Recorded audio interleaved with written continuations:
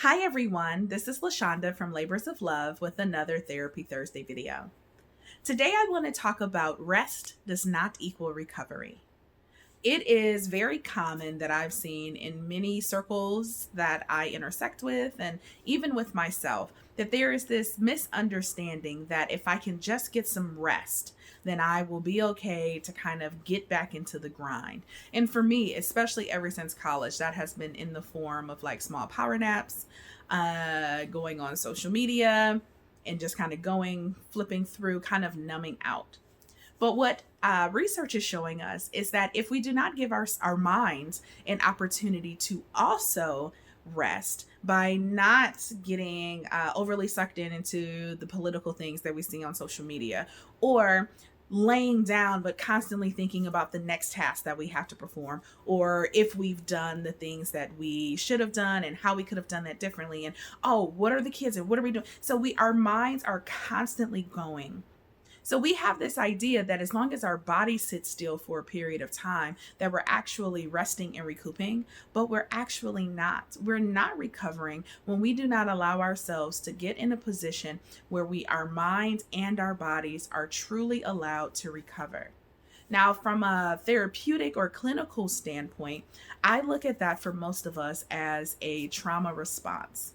Because if we slow down long enough, we will have to deal with the experiences that are happening inside of our body. If we slow down long enough, then some of these thoughts and some of these kind of intrusive things may come back. And so, as a protective measure, many of us have learned to just go, go, go to avoid the discomfort or the pain that's associated with slowing down and stopping. That's coping. In order to truly be able to recover from those things, we have to move from coping to healing. Doing the work that allows us to get some resolution from the trauma we've experienced is what will allow us to actually be able to sit down and just be and allow our bodies to recover. This traumatic response has often manifested in a term that I've heard across multiple cultures, and that's pretty much grind till I die. This idea that we're just going to go and we're going to perform and we're going to achieve, and no days off. I don't have a 9 to 5. I have a sun up to sundown. Just all of these ideas that start to come out is really an attempt to cope with the fact that we don't know how to sit, settle, and recover. And so I wanted to talk about this today because as we get into the end of the year, where people are preparing for holidays, they're preparing to be around families, which for some is joyous and enjoyable, and for others it's not. And we're moving into the new year. People are preparing to make resolutions and make determinations of how they're going to change 2020 so that it's not the same as 2019, or how are they going to continue to do things in 2020 to extend the benefits that they've received in 2019. And so because of that, our brains are constantly going and thinking. So I wanted to offer just a couple of things that may be helpful if you find that you're in that pattern. One thing may be to actually designate time on your calendar where you're not just going to rest, but you are actually going to go into a state of recovery.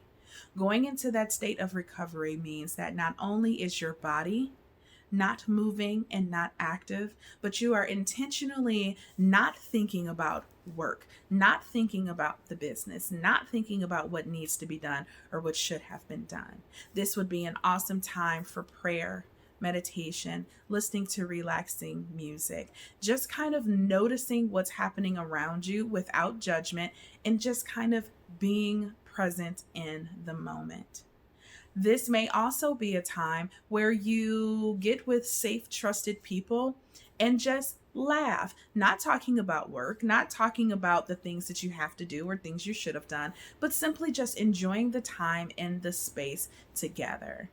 Two things that you can do, one by yourself or one with other people, that allows you not just to rest, but also allows your brain and your body to kind of go into recovery mode.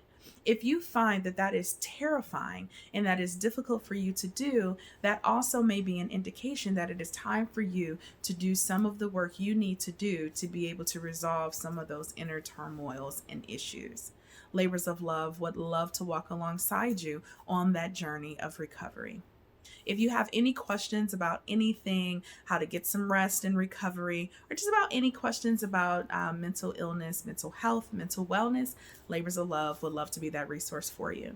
Please reach out to us on our website, www.thelaborsoflove.com.